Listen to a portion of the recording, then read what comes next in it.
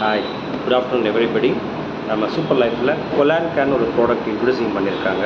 இந்த colon care பார்த்திங்கன்னா நம்ம இன்க்ரீடியன்ட்ஸ் பார்த்திங்கன்னா எல்லாமே பார்த்திங்கன்னா நேச்சுரல் தான். எல்லாமே வந்து ஃப்ரூட்ஸோட எக்ஸ்ட்ராக்ட்ஸ் தான். இது என்ன பண்ணோம் அப்படின்னா, இது நம்ம நைட்டு வந்து படுக்க போகிறதுக்கு முன்னாடி, அதாவது 10 o'clock படுக்க போகிறோம் அப்படின்னா ஒரு 9 o'clock இது சாப்பிட்ணும். 8 o'clock டின்னர் முடிச்சிடணும்.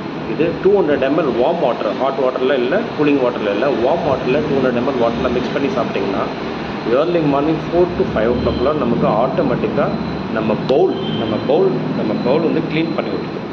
ஸோ நம்ம பவுல் டோட்டலாக க்ளீன் ஆனாவே நம்ம சிறுகுடலில் இருக்கிற அத்தனை கழிவு வெளில வந்துடும். கழிவு வெளில வந்தாவே நமக்கு எந்த வியாதி வராது. பாதி 50% போயிடும்.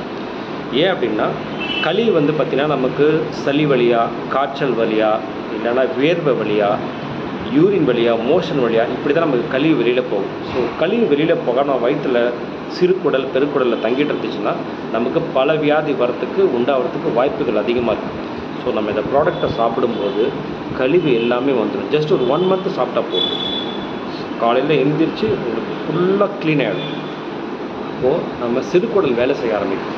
சிறுகுடல் வேலை செய்ய ஆரம்பிச்சிச்சுன்னா எப்படியாப்பட்ட நம்ம சாப்பிட்றது எல்லாமே பார்த்திங்கன்னா அப்சர்வேஷன் தன்மை நல்லா ஸ்ட்ராங் ஆகிடும். அப்சர்வேஷன் நல்லா இருந்துச்சுன்னா ஹனுமான் வந்து சஞ்சீவ் மலையிலேருந்து எப்படியாப்பட்ட மருந்து கொண்டாந்து கொடுத்தாலும் நம்ம சாப்பிட்ற பொருள் அப்சர்வேஷன் ஆனால் மட்டும்தான் நல்லா வேலை செய்யும். ஸோ அப்சர்வேஷன் ஆகிறதுக்கு, நம்ம பவுலை க்ளீன் பண்ணுறதுக்கு, தேவையில்லாத கொழுப்பெல்லாம் கரைக்கிறதுக்கு எல்லாமே இந்த product super life colon care இது வந்து நல்லா ஒர்க் பண்ணும். ஸோ இதை ட்ரை பண்ணி பாருங்கள், நல்லாயிருக்கும். தேங்க்யூ.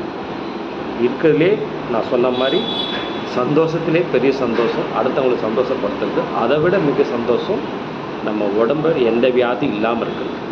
நன்றி.